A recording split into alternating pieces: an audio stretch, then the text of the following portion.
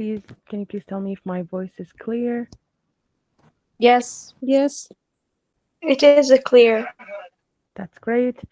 It's my pleasure to be with you today. A little bit of introduction about myself. My name is Haneen Hadi. I'm from Iraq, from Baghdad, and I'm a simultaneous interpreter and consecutive interpreter as well, both exchangely. I have a master degree in translation. It's been, I think, 9 years I'm in this field. So, working as a simultaneous interpreter, I've worked in and off on simultaneous interpretation between contracts, between freelancing, between a full time job. But now, like say, I'm a full time job simultaneous interpreter. So I've prepared for you a little bit of a presentation about, a general introduction about simultaneous interpretation, do's and don'ts, some challenges that you might have. So if you don't mind, I'll share my screen.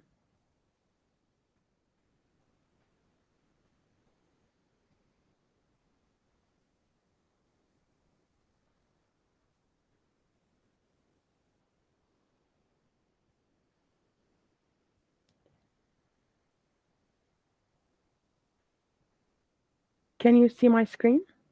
Yes. Yes. Yes. Great. So simultaneous interpretation, I'm sure most of you know about it, but it's the real-time interpretation. It's like my headphone now. You put your headphone in, you are in a booth, you interpret in conference, in meetings, in workshops. There are different type of events where you can do interpretation. It's the most demanding interpretation type. It requires a lot of, accuracy, a lot of practice. When I first started, I think the first time I put my headset on, I was really scared. I took them off after like 3 minutes. It was really scary. It's different from what I've been practicing all the time in college. But now, let's say after doing that for 9 years, it became something that is within my natural habits. So simultaneous interpretation, like I said, you are focusing, you have to quickly think about, the terminology, about what you should say. You have to sound natural. You don't have to sound like you are interpreting. So you are doing three tasks at the same time. You are listening, you are generating, the terminology, the idea, the word, the message that the speaker is trying to convey. And the same time, you are producing something in the local language or in English, because I do, either English to Arabic or Arabic to English. So when you are interpreting from English to Arabic, you have to put in mind what is the terminology suitable? What do they want to hear? They don't want to hear literal translation. That's the worst type of interpretation. You don't interpret every little word they say. No, you are producing an idea, you are producing a message, so you have to focus on that. All of these decisions has to be done within, seconds of the time. So of course it requires a lot of practices, because the interpreter acts as an invisible bridge. They don't see you, they just hear you. So they rely on you completely, because the person who's putting the headset to listen to you, they don't know what the speaker is saying. They are not aware. If the speaker commits a mistake, if he stopped, if he said something inappropriate, they don't know that. They are focusing on what you're saying. Most of the time, they will play the interpreter if something went wrong, and it happens a lot of times. So, to have the skill of interpretation, you need to have exceptional concentration. So, you need to think about everything around you in the seconds that I've said about. Your tone has to be very clear. Your accent. So, a lot of people, when they do interpretation, they focus on producing the best accent. It's not about the best accent. You are Arab, you will have an accent. You will have an Arab accent. That's not an issue. You don't have to focus on making your accent sound very American or very British. This is not your goal. This is not what you should focus on, because they don't care if you have an Arabic accent.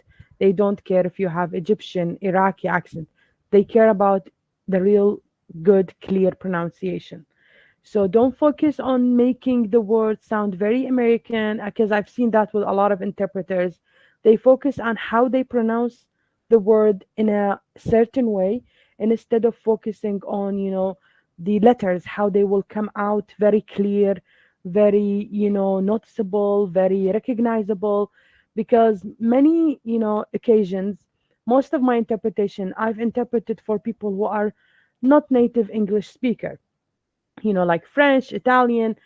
English also is not their first language, but the English is the language that we use for work, and it's of course easier to find an English interpreter than finding, French, Italian interpreter, especially in the Middle East context. It's very rare they that look for other, languages other than English. So they always focus on, English language. So everyone has an accent, even the speaker, which is something that you might find an issue with. So you have also, because you are interpreting, like he said, you are invisible, you are impersonating the speaker. So you have to sound and make the tone of the speaker. If he's excited, you have to be excited. If he's talking calm, you have to be calm. If he's, a little bit ordering, bossy, you have to kind of sound like the same, especially in workshops. For training purposes, the training is not just materials, as you know. For example, I'm giving now this lecture. It's not just reading what's on the screen. It's, the tone, the posture, and everything. So it's very difficult when someone is giving a training and not his, and the listeners are not speaking his own language. So they are relying on the interpreter to be the vessel that takes their message, they convey the message to the audience. So as a vessel, you have to sound as much as you can like the speaker. Like I've said, if he's joking around with the audience, you have to have a humorous sound to you. You have to convey that. And also, if he's speaking very slow, you have to be very slow. If he's speaking fast and you cannot catch up with him, you have to be as fast as you can, but also try to notify the speaker to kind of, you know, slow it down a little bit. Altering terms to suit the context. This is a bit funny because when I was studying interpretation, they told us we have to be very faithful to the original, language. But sometimes the speakers, let's say the, words can let them down. They don't know what is accepted and what is not in our culture. So sometimes they might use words that are not very appropriate, and this might cause an issue. They sometimes rely on us to alter these, to use euphemism, which means kind of making things look more professional, more suitable. Today I was in an event and the speaker was talking about, beginners, guidelines, and he said, this beginner guideline is for stupid. So what he means, of course, for stupid, it doesn't mean that we have to translate that to Arabic into ghabi because that will be very offensive. Then he actually wants to convey a message in a funny way that it's for, beginners 101. The Just interpreter, a joking, yes. sorry, Joking. exactly. So he used, let's say, a term that it's mean in their, in their culture. It's okay to say stupid for beginners. In our culture, the interpreter I saw today used the word أغبياء. So those who were sitting in the room, they were, high level officers, and they were offended. One of them raised his hand and said, "This is not appropriate. What do you mean we have to use the guideline for stupid? Do you think we're stupid?" So it created a tension in the room. And the interpreter, yes, they were faithful to the original text. However, they have to be smart and not cause an issue. It happens all the time. Also, when we are doing relay, for you who don't know what relay means, is that when we have two languages. For example, in Iraq, we have the third, language that we use is Kurdish language. So sometimes they are interpreting from Kurdish to English. We take the English into Arabic. So with the relay, you're also relying on the third party, which is the interpreter, who's interpreting another language. They sometimes might commit a mistake. For example, and I'm sorry for the word I'm going to use, I was once doing a relay between Turkish, English, and Arabic, of course.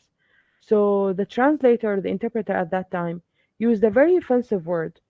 if I translated the word that she used from, Turkish English to English Arabic, then it would create an entire, political, diplomatic war between Iraq and Turkey, because she used the word, they were talking about water issues and water negotiations. So the speaker was saying that, the interpreter is, can you hear me? Yes. Yes. Yes. Yes. Okay, great. So the speaker was saying, the water goes into Iraq and turns into shit. If I use the same word, okay, then that would be causing an issue, of course, if I use the same translation, literal translation. So actually, what I did is that I tried to use euphemism and said it will be polluted. So that was trying to kind of control this. Because if I said the same word, maybe the interpreter, I'm not sure what the Turkish person was speaking. Maybe the interpreter made a mistake, used a different word. Maybe the speaker said this word and they are, admittingly saying that. But we cannot translate this because then they will blame the interpreter. So we have to be smart in making this.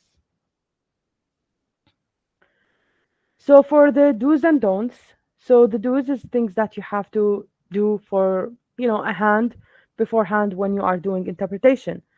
First of all, you have to prepare. When I first started, I always asked about the materials, about the speakers, if they have, a written statement or a speech that they want to make, what exactly do they want to, deliver, what time they will start, the name of the people, their position.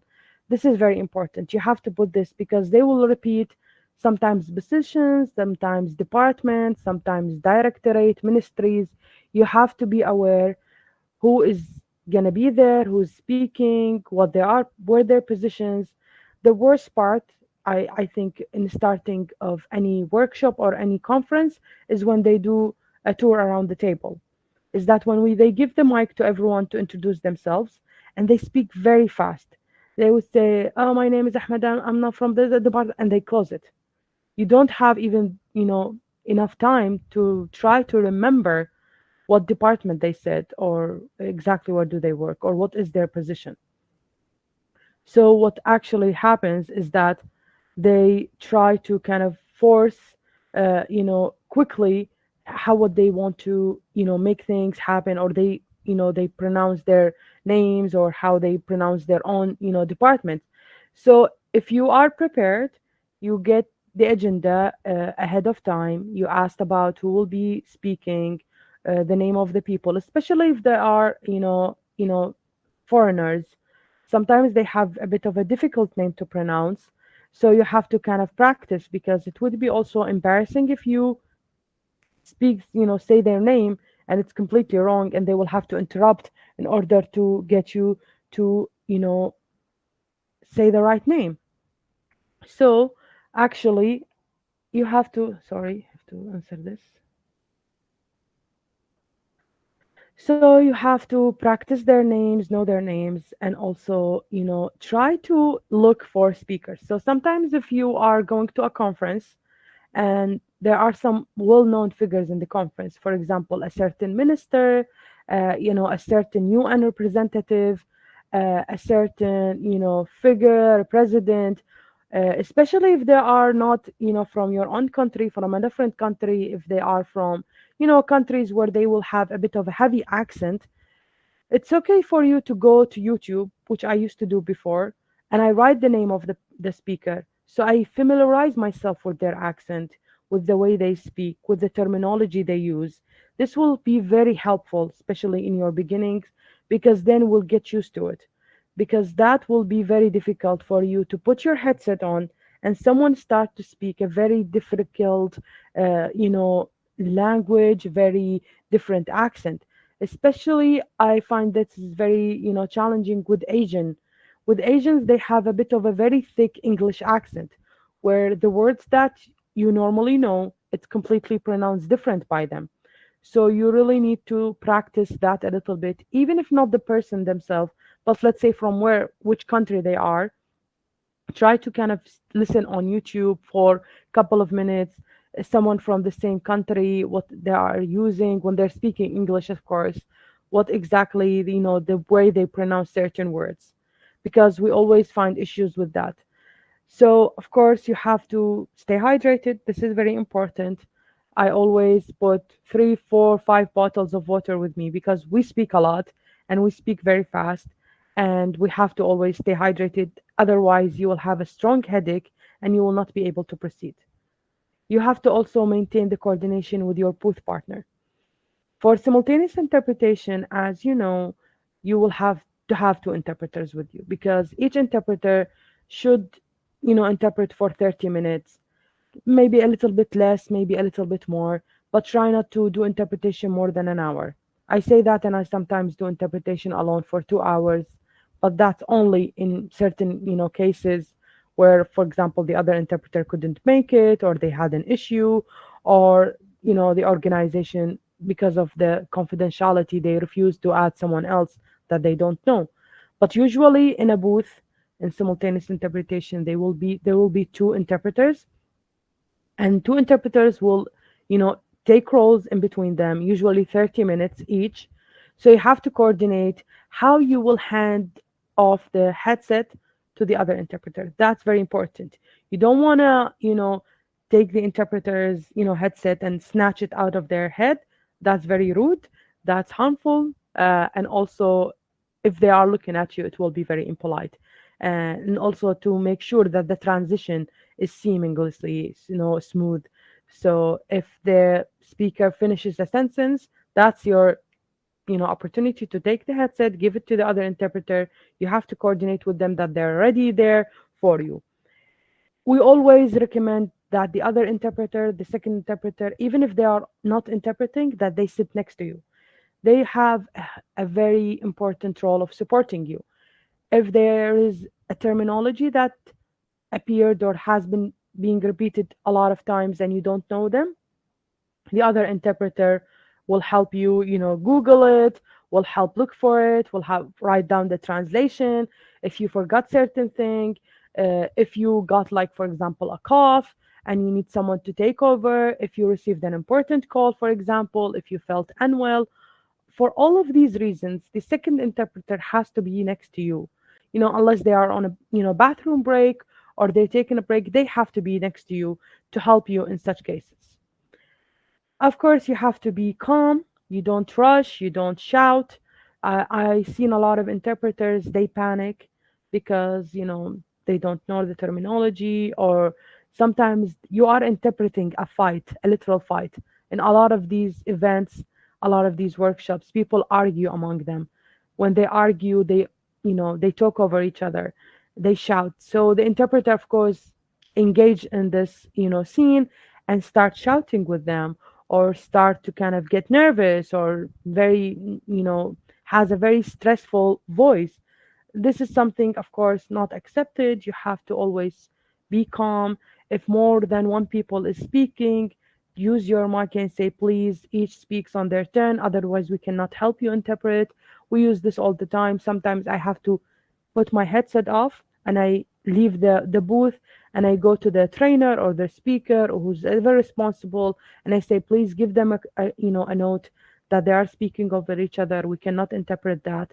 So in these cases, or they are not using their mic, which happens all the time. They turn off their mic and they start speak and reply to each other and, kind of quarrel, and you're not hearing anything because when you are in the booth, you're not hearing anyone. So you have to always focus on, maintaining your calmness. And if they are not speaking, in a mic, or they are speaking of each other, you just stop and ask who's ever responsible to remind them to use their mic, or please not to talk over each other. You have to be very confident when you speak, and you have to, of course, like I said, know who your audience is. If they are, what level, what seniority. You have to always use words. Even if the speaker is saying, you should do this, you would say in Arabic, because they are very high level. They are, people who, we don't use this kind of direct language in Arabic. You have to say حضراتكم الأساتذة المشاركين أعزائنا. You have to use these words. This is something you always have to repeat. The English speaker, they always would say, you have to do this. You are responsible for this. So what we interpret is that حضراتكم الأشخاص المسؤولون عن هذا الشيء, in a way that doesn't sound very direct and offensive, because otherwise, again, they will accuse the interpreter. It happens all the time. It's very easier for them to accuse the interpreters. So the don't is that you don't guess meanings. If there is a terminology that appeared and you don't know, either rely on your second interpreter, to help you. Either try to quickly look for the meaning in, Google Translate, ChatGPT, whatever, vessel that you want to use, and try to also take from the context. 90% of the time, if you don't know something, it can be very clear from the context. You don't interrupt your sentence without linkage. And what I mean is that sometimes someone is saying something and they stop and they change the topic. The person who is listening to you, they don't know they have stopped and they changed the topic. They are listening to you only. So when there is a thought that is interrupted, when there is a message that is interrupted, they will think the interpreter is not, efficient, is not very good, didn't finish the sentence, didn't, catch up what the speaker was saying. And also it will be on you. You will be blamed. They don't know that this person who's speaking a different language has interrupted his thought and changed the topic. So you have to use words to link this. It happens all the time. For me in Iraq, a lot of Iraqis, they jump between ideas. So they are starting with something and then they remember something else, they jump. And I think it happens with all of the Arab countries. We always try to kind of rush our ideas sometimes, especially if they are, defending a certain cause or they're expressing a certain opinion. Very, very difficult for the interpreter to kind of make this linkage. But with practice, you will learn how to kind of make this linkage. I usually say, for example, if someone is starting a story, he would say, the last week we were in a workshop, and then they would jump and say, the focus that you were mentioning or the topic that you're mentioning is very vital for us. And then they will go back and finish the story that they were saying. So here you would say use linkage. For example, yesterday we were in a workshop, but I have to say before I finish the story that this topic is very important for us and it's very essential and we focus on it. And to go back to my story. So I use these words, try to linking, the topics, because otherwise it will sound very, unprofessional. It doesn't sound like this is, a message. It does sound like you have forgot to interpret or there is something that you don't know. So you have to use this kind of linkage between the speaker's, ideas in order for the translation to sound very professional, very, cohesive, and consequences. Otherwise, it will sound like you don't know what you were saying. And again, don't express personal opinions. Don't say, I think they said this, or I think they don't know. Even if someone is saying something completely wrong, which happens all the time. Sometimes, you've been doing an interpretation in a workshop for 5 days, and they have been talking on, on a certain topic, and you know the answer. Don't put your own personal opinion. Don't correct the speakers. Even so, sometimes we have this urge to correct what they were saying. Don't do that. As an interpreter, you have to be, very neutral. If they said something, wrong idea, and I'm not talking about, wrong terminology, but say wrong idea, don't correct it. Don't panic. Don't say he said, she said, they said. No, you are speaking on their behalf. So you don't use he said this and they said that. This only happens in more acceptable and consecutive interpretation, not in simultaneous interpretation. And of course, don't let fatigue affect delivery. So if you feel tired, if you feel out of breath, even if your 30 minutes is not over yet, hand it over to the second interpreter to help you. If you were alone, ask for a break. There is nothing wrong with saying, I'm tired, I need a break, I need, tea, I need coffee. this is something very acceptable. I think a lot of, people who are very, focusing on how everything should be 100% perfect. We are not robots by the end of the day. We are people. It's okay for us to get tired. It's okay for us to have, a personal urge to do something, to walk a little bit. Sometimes if you're sitting for too long. So ask your second interpreter. That's why it's very important to have another interpreter with you to help you with this. Common challenges. As you can see in this photo, that was the last week. We usually interpret and use a booth. This time they didn't have a booth, so I was just having a chair in the middle of the sound system room, and there were people around me, people coming in, people coming out, people speaking on the phone, speaking between them, kept trying to shush people. So these are a lot of challenges.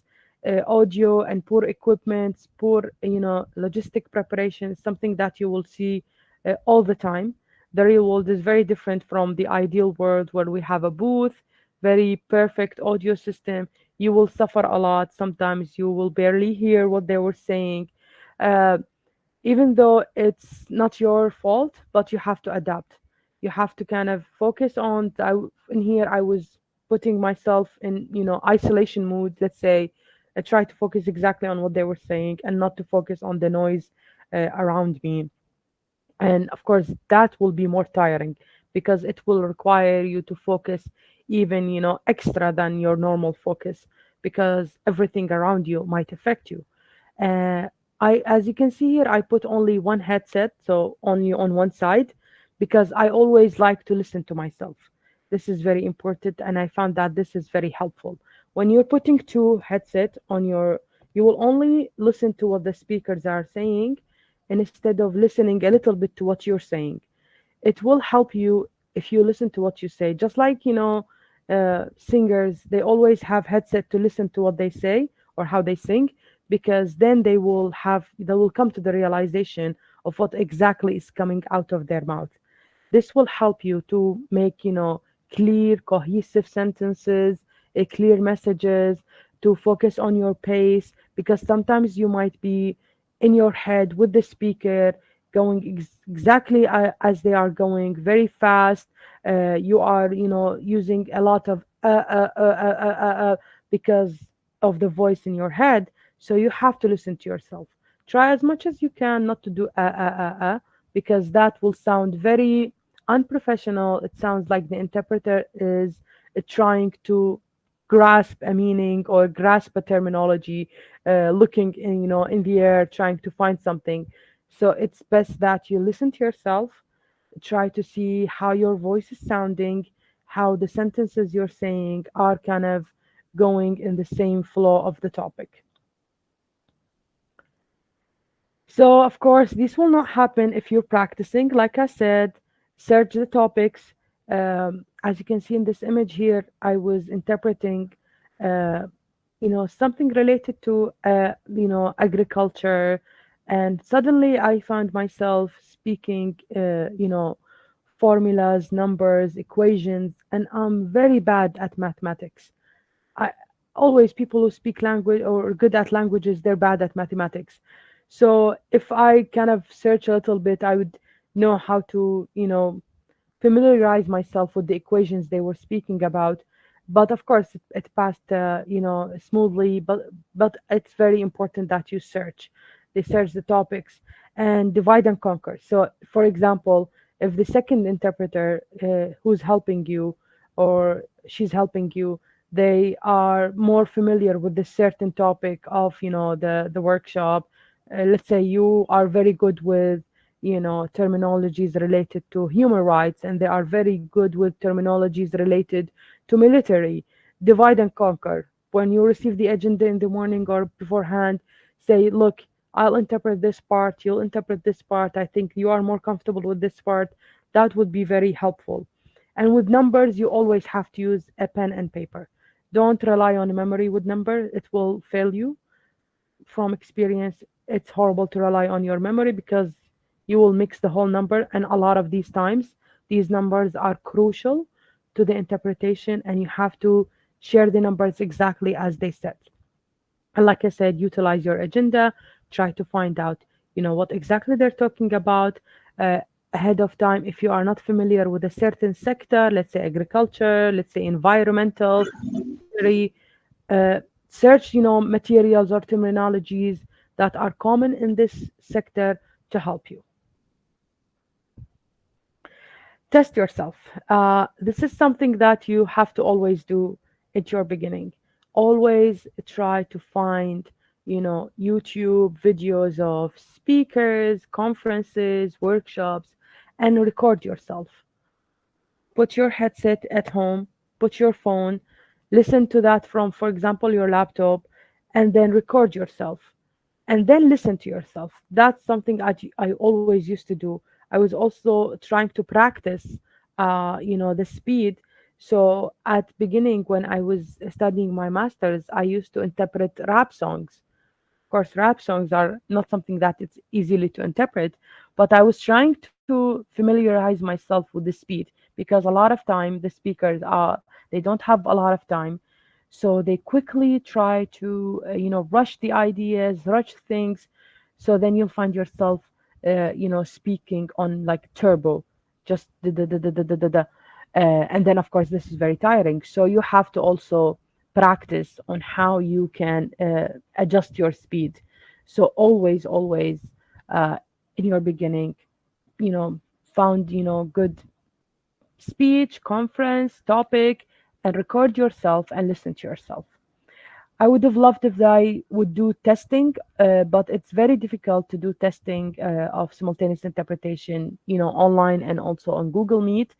But I don't mind if you would like to send me your records, and I would give you some comments to help you on, how to improvise and develop your work. So last part of my presentation, if you have any questions, I'm gonna happily answer them.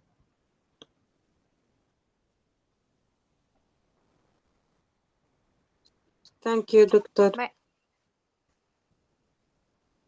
I think it's a big challenge for interpreter this quickly for speaking. Yeah, the speed is one of the most important challenges that we have to conquer. However, with time and practices, you'll find yourself trying. Like I said, you don't have to interpret every word they say. It's very important that you convey the message, unless, of course, it's bullet point. So if you miss one word, it's fine. It's not the end of the world. Focus on the upcoming message. Focus on how you convey it in the right way. Thank you. And I like your talk about rap music to pass this challenge.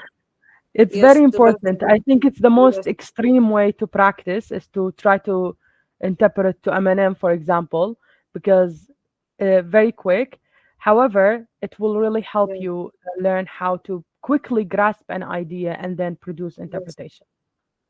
I like this idea to pass my scared about this challenge. Yes, that would be perfect for you to try to practice it. Any other questions? Doctor, I've tried interpreting for the first time in the last assignment. I found it really hard. Uh, a 2 minute video, Antonio Guterres, his accent was really hard. The accent is one of the also challenges, like we have said, but with time, you will find yourself And his getting confidence, speed, the speed, and also the way they he's talking pronounce really fast. certain words. It's not that what you say, especially with French people, Asians, Africans, their language, their English language, is not their first language, so they are struggling to find the word that they use in English. uh, so when they are struggling, we are struggling with them. So unfortunately, we have to get used to listening to different accents. That's why when you are practicing, don't always look for, like for example, Obama, his speech when we were in college, they always try to, at that time when I was in college, they always shared his, speeches, videos for us to interpret. He has a very clear, calm, way of speaking. So it was not a challenge. But when, I graduated and started working, it was people from different nationalities, Australians, New Zealanders, French, Italian, Spanish, Asian, Korean. All of these people have different way of, pronouncing the words. So I realized what I was training in college was not sufficient. It did not equip me. The real world did equip me to, do that. However, it has to be your training. You have to always look for videos for people from different, nationality. And like I said, if you are receiving an assignment of interpreting for a certain conference, a certain workshop, it's very important for you to look who are the speakers, from what nationality they are. If you can find, most of the time, especially if they're representative of certain UN agencies, international organizations, embassies, you will find a video for them online, and you can listen and kind of try to find exactly, because you have time to understand what they are saying. Try to focus. Okay, they pronounce this as this, for example, or they pronounce the word correct, correct, or something like that, because you will be surprised of how they pronounce the words in English. It's completely different from, maybe you're used to the Arab English accent, but it's different for other nationalities.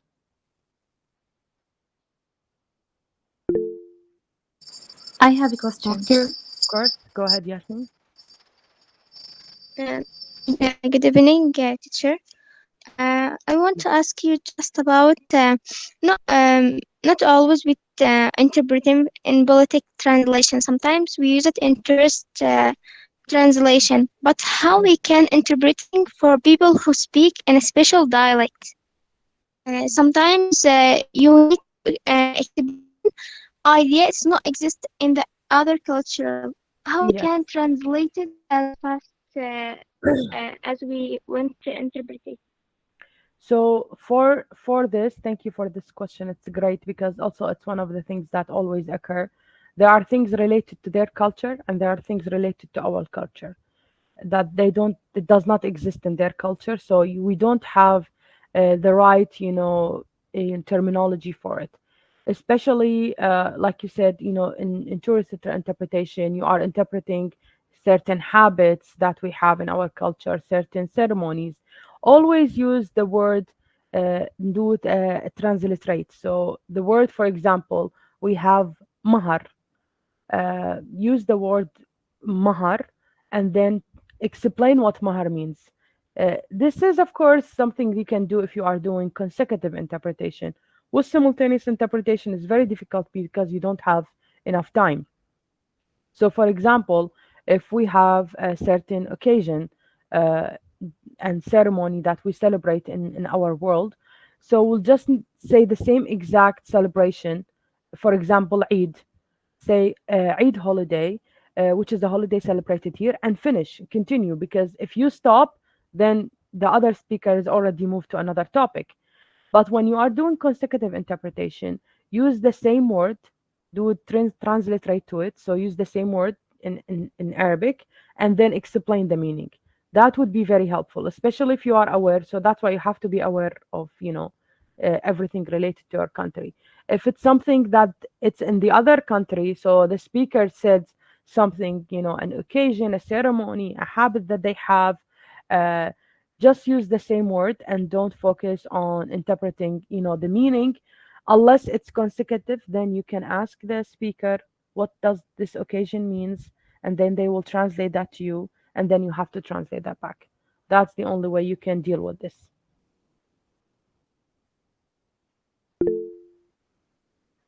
Welcome. Any other question? Shema?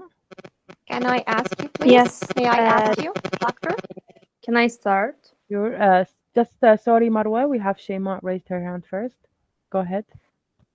You mentioned the word stupid. Yeah. What is the best translation for it in order to avoid to be offensive? So for us, we use it depends, of course, on the context. Like I said, in this context, they meant people who have no experience. So we said عديمي الخبرة today because it was a guideline. So it was a guideline, and because it was very basic, they used this silly guidelines for stupid. So it was like 101 when we say something that's for very beginner, friendly. So we said this is يعني دليل لعديمي الخبرة لقليلي الخبرة, and that was the kind of the best euphemism way to say something like that. Okay, thank you. Marwa? First of all, I'd like to thank you for your valuable information. Thank you so much. My question is, what if you come across an abbreviation that you don't know? What will you do? Thank you. So abbreviations are also something you have to search beforehand because in a lot of times this organization, the speakers, they have their own terminology.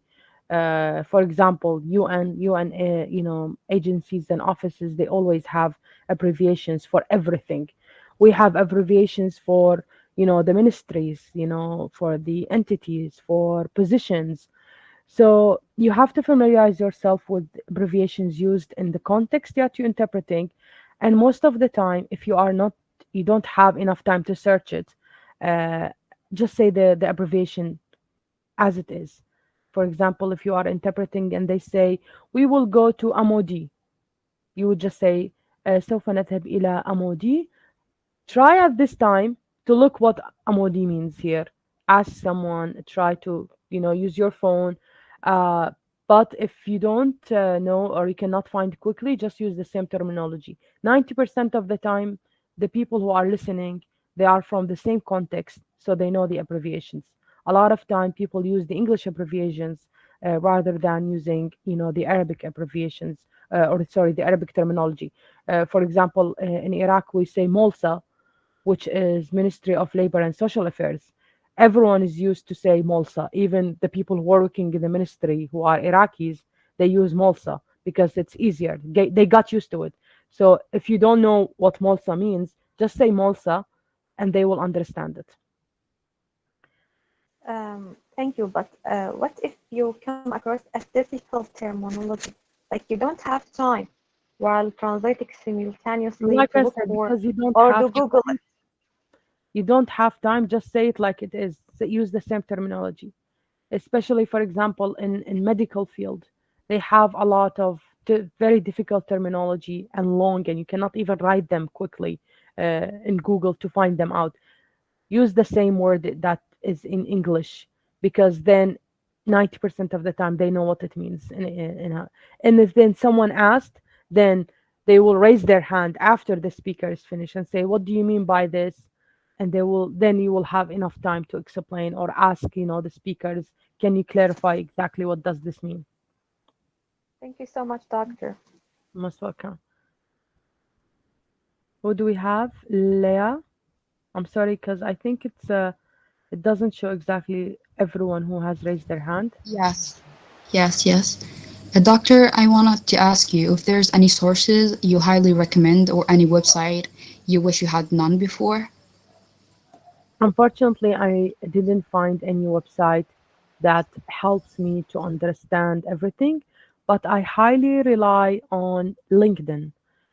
So in LinkedIn, I follow most of the embassies, international organizations that they always hold conferences, workshops, like for example the UN, UNDP, UN OPS, UN Women, all of these, because they will post about their work. They will post the name of the project, the stakeholders involved in the project, a little bit of brief. This will help you become more aware of what is surrounding you. Usually when I go to an event and there is a new organization that I have not worked with, I try to follow them on LinkedIn or try to even search their website to see what are the projects that they are conducting, who is working there, the name of their director, the positions. This will help you a lot to familiarize yourself with the topics that they are covering. Otherwise, there is not website specialized for simultaneous interpretation. maybe follow other interpreters who post their interpretation on LinkedIn or other social media platforms. This also will help you to listen to the terminology that is always circulating. Now, every couple of years, there is a topic trending. Now, the topic trending is related to climate change and environmental, sobriety and stuff like that. Everyone is talking about it. Most of the conferences or workshops I have interpreted in the past 2 years, something related to, SDGs, which are Sustainable Development Goals. So this Sustainable Development Goals is something like initiative for the whole world to focus on related to mitigating climate change impact, تخفيف من آثار التغيرات المناخية. So I got familiarized with it because I was following everyone who was speaking about it. And then I realized what they mean by it. And even when I say SDGs, when everyone is speaking in Arabic, they know what SDG. We don't have it to even to interpret because they are all expert now in SDGs.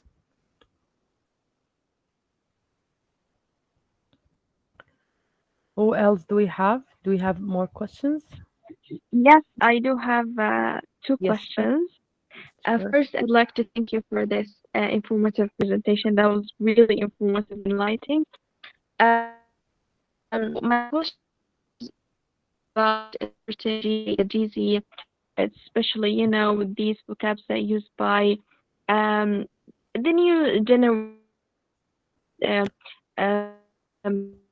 like clock, seven, I kind of find it hard to interpret.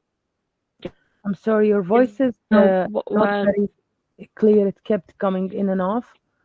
Can you repeat your question? Okay. So it's clear now. I think so, but when you speak, it sometimes I think the internet is not very good. Maybe from my side. Okay, so I was asking you about interpreting the words that used by a Gen Z generation, like the like words like clock, 6, 7, Yes. cabin, whatever. Yeah, I kind of find it hard even to understand it because it requires some research and so whatever to understand it. And when it comes to interpret it, I find it quite hard, especially at the moment. Yes. So luckily, I have not translated anything said by Gen Z or these words that young people are using right now, because everywhere I go, it would be funny. I would be love to see myself trying to interpret this, but everywhere I go, it's very political, very technical. It's more than the fun things that you are using, but it's also similar to funny terminology. So funny terminologies, or some people who are trying to be funny, so they play on word instead of being like, they don't say a joke, but they play on word. So sometimes we are trying to make the speaker feel good about themselves because they think they cracked a very funny joke when they played with word. So what we do is that we just say he's trying to make a joke or to be sarcastic. He's playing on words. So this is how what he said. Because sometimes it's very difficult to interpret something that is play on word. Like for example الشات أو التحشيشات اللي it's just instead of saying this like funny way of playing with words, you just say that they're trying to be funny. But with these terminologies used by Gen Z, it's just like any other sector. If you find yourself, you are going to an assignment where you have to interpret such thing, look for it, try to look for it, try to familiarize yourself with it, just like any sector. Or try to stop the speaker and say, what do you mean by this? Because we don't understand. I sometimes raise my hand from the booth, try to say, sorry, we did not understand this. What do you mean by this? We leave the booth. But that's only in workshops where it's a more, let's say, cozy environment. We are very close to the speakers and the audience. In conferences, you just have to skip it because you don't have time to look for it. You don't have time to ask for explanation. Maybe in the coffee break, you can go back to the speaker and ask, what did you mean by that? But if they are trying to be, funny, and they are trying to be very cool and use a certain terminology that is only known to them, then it will not be conveyed. That's their problem of choosing the wrong timing and the wrong word. Any other Couldn't agree question? more. Thank you. I do have like one more question if Sure. if your time is okay. So you mentioned you've tried to translate rap songs. Like regarding your journey, like did you make sure that you keep the rhyme while interpreting, or you just kind of convey the meaning? Because No, no, sometimes I was that need just the to. meaning. Because Okay. I was using rap to interpret rap only to familiarize myself with the speed. So it was only for me to practice how can I interpret someone who's speaking very, very, very fast. It was not about, keeping rhyme. Just like literature translation. When you are interpreting a poem, you don't have to interpret the same rhyme because then you will have to be a poet yourself to do so. And we are not poets, we are translators. So our main objective in life is to try to convey the message. So even if you are not conveying every literal word, you are conveying the key messages, and you are trying to make sure the audience are not lost, and they are aware of what's going on. Thank you so much. Hadil Nofal, I think you have raised your hand. Yes.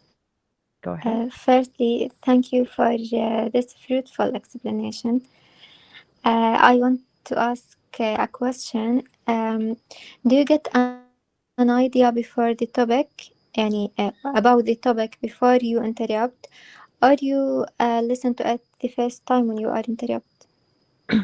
So actually, it's 70% of the time they do send us an agenda, and with the agenda, because they usually send the agenda for timing purposes. So they are trying to tell us that the event will start at this time, it will last for these hours, because of course we will, if it's taking longer than half day, we have to charge more, stuff like that.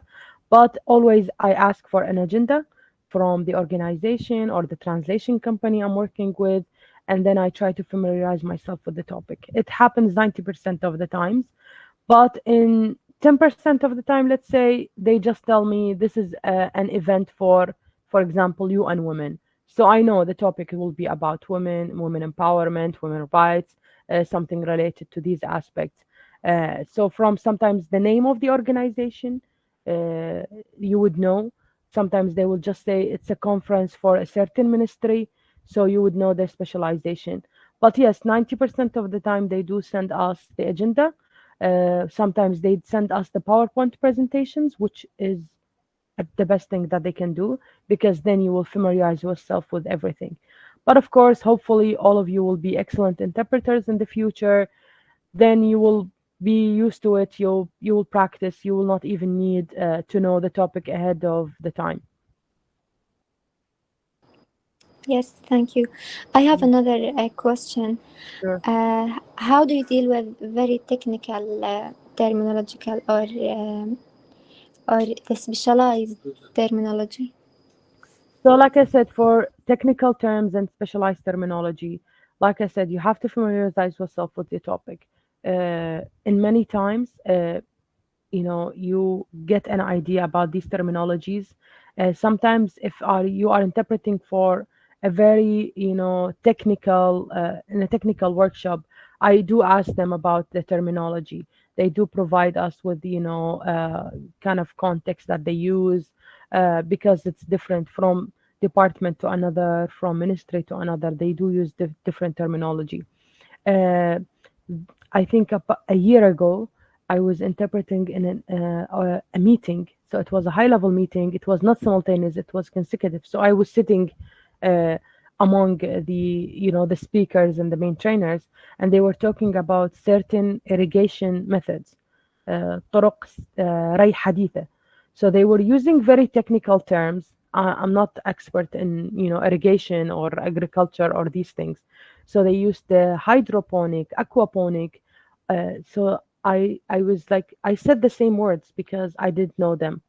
I said let's rely on aquaponic and hydroponic, just like when you are referring to an organization name, because you are not aware what does the organization name means, you just say it as it is, and then the other person from the organization explained what, because the person who I was interpreting to said, "What do you mean by hydroponic?" So they explain exactly what is the hydroponic, how it's irrigated, how it's modern, how it's used. So for me, of course, I'm not going to be 100% knowledgeable every terminology in all sectors, agriculture, environment, medical, military. We cannot, but we are trying as much as we can to prepare ahead of time. But if you don't know them, you are not able, you're not sitting alone in the booth, try to Google it, just say the word as it is. And 90% of the time it would be okay, and they will just ask for more clarification. Yes, thank you very much. Welcome. Asma, you have a question? Yes. I want to ask for something. In political conference, the speech usually have indirect meaning. It's been conceptual meaning. So how we can dealing with political language. So with political language, it's a practice. You have to know, like I said, it's a lot relies on your practices and political, terminology, because political terminology, you would be surprised, but I think it's one of the easiest things, because we listen to politics all the time, whether at home, whether at work, whether in on the streets. We are all politicians expert in our countries, because we deal with politics every day. So it's very easy that you know the terminology. But for example, if there are certain diplomatic terminology or diplomatic agreements, uh, you have to be aware of them. That's part of the journey to be an interpreter, is that you practice all the time. You are always, looking for information. You're always looking to see what on the news, what's going on around you in the world, because 90% of the time, if an event happens a month or month afterwards, you will be invited to interpret in an event, related to the certain event or certain crisis. So political terminology, because of course, 70% of the interpretation that we do is political. So it's up to you. You have to practice it. You have to always, see what they are speaking about in conferences. Turn on your TV, see what your nation is speaking about, the president, the ministers, the prime ministers, what are the topics that they're focusing on, the government project, because these are information that you have to be aware of. Thank you so much. Remember once a friend of mine, when we were in college, she didn't know how to interpret prime minister, the Rais al-Wuzara. She said boss of bosses. So I laughed and I was like, this is something that we have to know. And she was like, I don't know what the prime minister is. So you always have to know at least, the positions. What is a minister? What is a deputy minister? Wakil wazir? What is a prime minister? What is a president? General secretary? Al-Amin al-Am? These are the positions and terminologies. You have to be always aware of them. You have to practice them. Any other question? May I ask you? Yes. I have a question. What if you are interpreting slang language, like? So, slang language, you mean in English or in Arabic? No, English, but of course, like films. Yes. Or So, with films and slang languages, it's just like terminologies that you don't know. You either, search about it, you either use it. They use slang, just like we use slang languages. But there are very, slang languages that you don't know. that you are not aware of. So you have to, check. You either have to say the same word, or you just say that the person said a word that is in their slang language that we are not familiar with. It's completely okay that you say you don't know a word. You don't have to be aware of every word in a nation. Uh, I was once interpreting from Arabic to English, and in Iraq we have, in the southern part of Iraq, it's a different language that the one that we use. So the slang was very different to me, even though it was Arabic and it's my own home language. The person said, when the speaker asked them, how are you, he said Kuwait. So I was like, what? Sorry, I don't know this in Arabic. So I was surprised and I asked him, what do you mean? And he meant like, I'm not that good. I'm okay in between. So I always, learn new languages, even though it's Arabic language. But with, Arabic, I interpret for Iraqis, Egyptians, Lebanese, Tunisian. I interpreted for a lot of different countries, even in the Arab world, and you always learn new vocabulary, new terminology. But just like a technical terminology, you either look for it, you either ask the speaker if you have the time, or you just say the same word that they use. Or if it's not that important, you can just skip it and continue to the next topic. I think our time is done. Thank you so much. Most welcome. Any last question before we wrap this up? I think it was a lovely journey with you. I hope that you will all be great interpreters in the future. I showed you, I think my socials. You can follow me. You can DM me on LinkedIn if you have any question. I would love to help you. And hopefully we will work together in the future, maybe one day. Please Inshallah. can you drop your Inshallah, thank you. Facebook link on the Thank WhatsApp you. group? Can you share it with us? Sorry? Can you please share your Facebook Yes. link I on don't have WhatsApp, Facebook. Uh, YouTube? I all have LinkedIn. I post on TikTok. You can see here my LinkedIn, my TikTok, and my Instagram. These are only the social media platforms. I post mostly on LinkedIn and TikTok, trying to post on Instagram, but it requires a lot of efforts. With TikTok, it's easier. And yeah, you can follow me on these. You can view videos of me lively, interpreting. And yeah, contact me if you have any question. Just tell me. We've met before, and I'd love to help everyone. Thank you very much. Most welcome. Yeah, thank you so much, Al Haidari Group, for this opportunity. It was great, and hopefully we will meet again. Thank you so much for your time. Most welcome. Take care, everyone.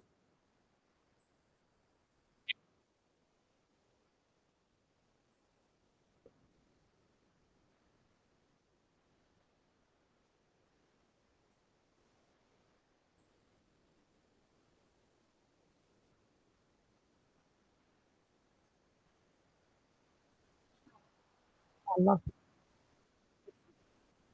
Take care, everyone. Inshallah. Thank you. يعطيكم العافية.